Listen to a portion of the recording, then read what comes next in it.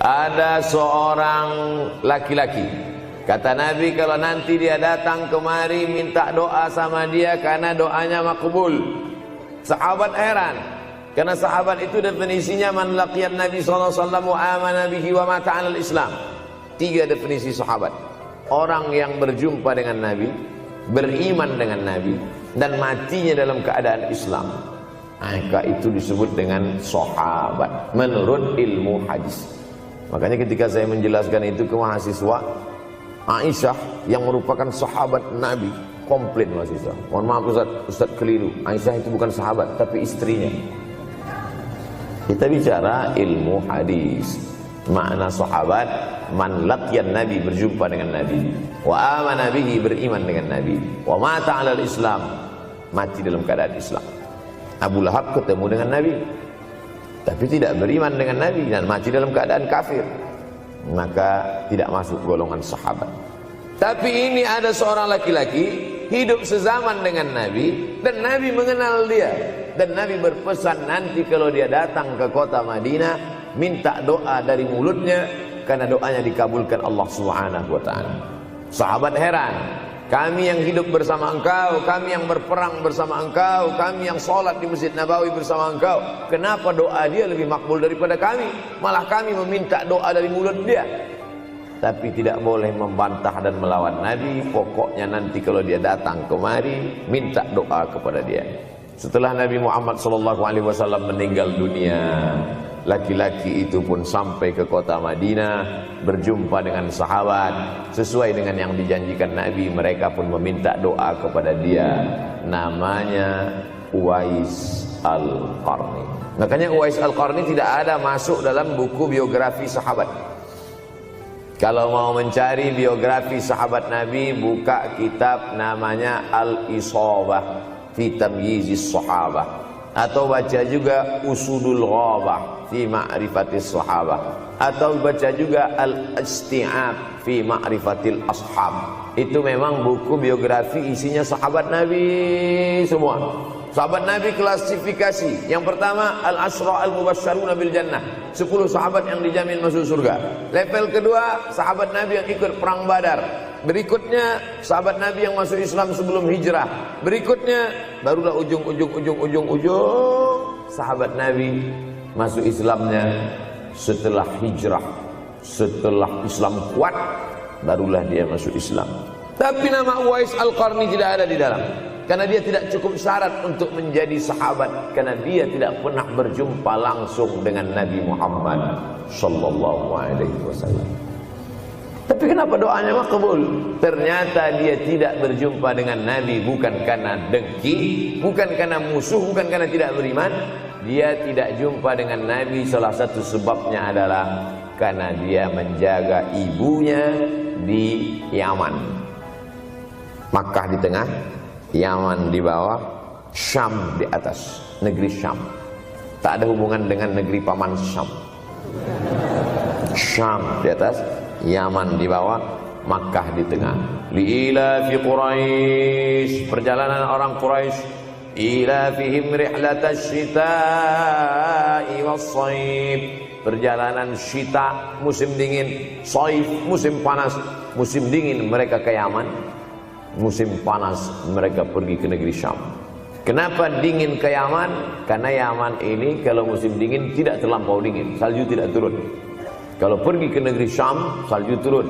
Palestina, Yordania, Suriah, Lebanon. Suriah, Lebanon ada salju. Maka musim panas Nabi pergi ke negeri Syam, karena kalau musim panas di Yaman panas sekali. Sedangkan ke negeri Syam panasnya tidak seberapa.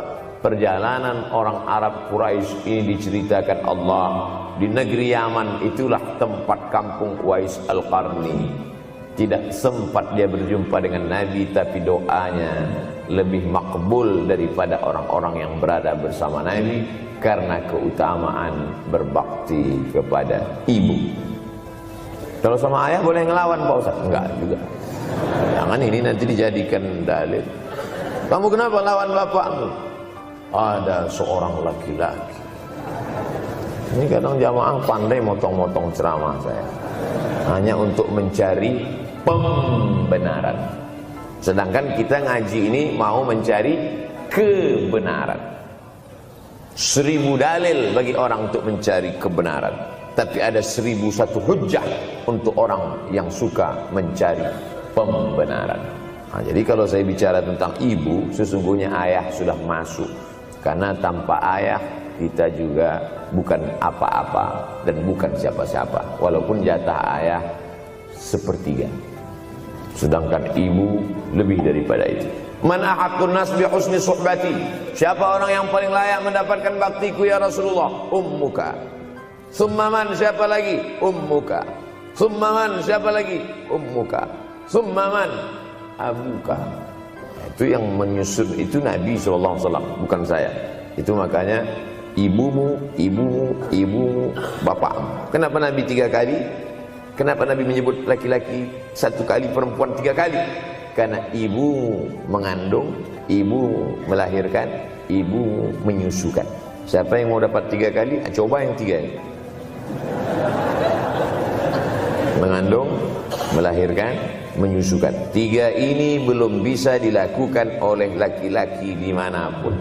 Adapun merubah wajah sudah bisa. Makanya ada lady boy, wajah lady, betis boy. Tapi untuk mengandung tidak bisa. Ana Rahman, aku ini Rahman, kata Allah. Syaqaqtur rahim wa ja'altu lahu isman min ismi. Aku ciptakan satu makhluk di dalam perut perempuan, maaf, namanya rahim, dari namaku. Ini yang belum bisa dibuat dokter dimanapun di dunia ini, menciptakan rahim, belum bisa. Andai terpecah rekor ini, maka kebanggaan luar biasa bagi LGBT. Tidak bisa. Sampai hari kiamat tidak akan bisa, janji Allah. Karena Allah mengatakan dalam hadis qudsi, Ana Rahman ja'altu lahu isman min ismi. Maka ada satu makhluk dalam perut perempuan yang diciptakan, diambil dari Asmaul Husna. Sehebat-hebatnya laki-laki, dari ujung rambut sampai ujung kaki tidak ada di tubuhnya ini yang diambil dari Asmaul Husna, tak ada. Bahwa namanya dari Asmaul Husna ada, Abdus Somad. Tapi ada makhluk di badannya diambil dari Asmaul Husna, itu hanya ada pada perempuan. Oleh sebab itu perempuan luar biasa. Makanya kampus Universitas Ahmad Dahlan memuliakan perempuan. Mana perempuan? Di atas letaknya. Makanya saya tidak terlalu berani mendongak ke atas. Begitu hebatnya perempuan. Perempuan adalah ibumu, perempuan adalah istrimu, perempuan adalah anakmu, perempuan adalah adikmu. Maka saat engkau memuliakan perempuan, engkau sedang memuliakan 4 aspek dari kehidupan. Ketika Nabi Muhammad SAW diutus Allah ke atas muka bumi ini, salah satunya adalah mengajarkan manusia bagaimana menempatkan pada posisinya. Posisi dia adalah tempat kita menumpang. Ketika ada seorang laki-laki yang sudah sukses diwawancarai, siapa orang yang paling berjasa dalam hidup Anda? Dulu waktu saya merantau ke Yogyakarta, belum ada apa-apa, saya sempat numpang di rumah dia selama 4 bulan. Kata seorang artis dalam sebuah wawancara. Begitu bangganya dia berkata, itulah orang paling berjasa kepada saya karena saya sempat numpang di rumahnya 4 bulan. Tapi ada yang dia lupa, bukan rumahnya yang kau tumpang, bukan ruang tamunya yang kau diami. Sempat numpang di perutnya 9 bulan 10 hari. Tak pernah kau sebut. Angkat tangan yang tidak menumpang di rahim.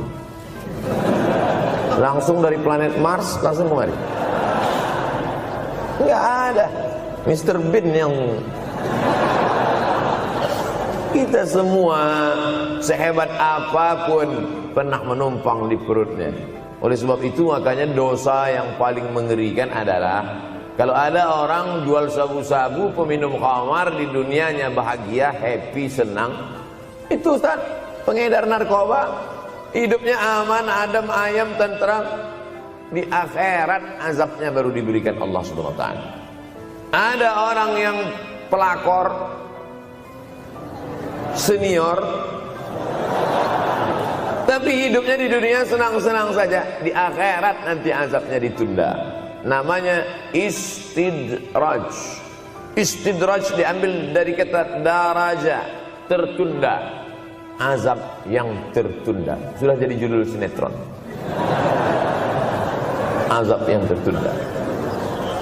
Tapi ada satu perbuatan dosa yang pasti di dunia dirasakan. Apa itu? Durhaka pada orang tua. Orang yang durhaka pada orang tua, di dunia dia tetap dapat, di akhirat dapat sekali lagi. Itu janji Rasulullah SAW.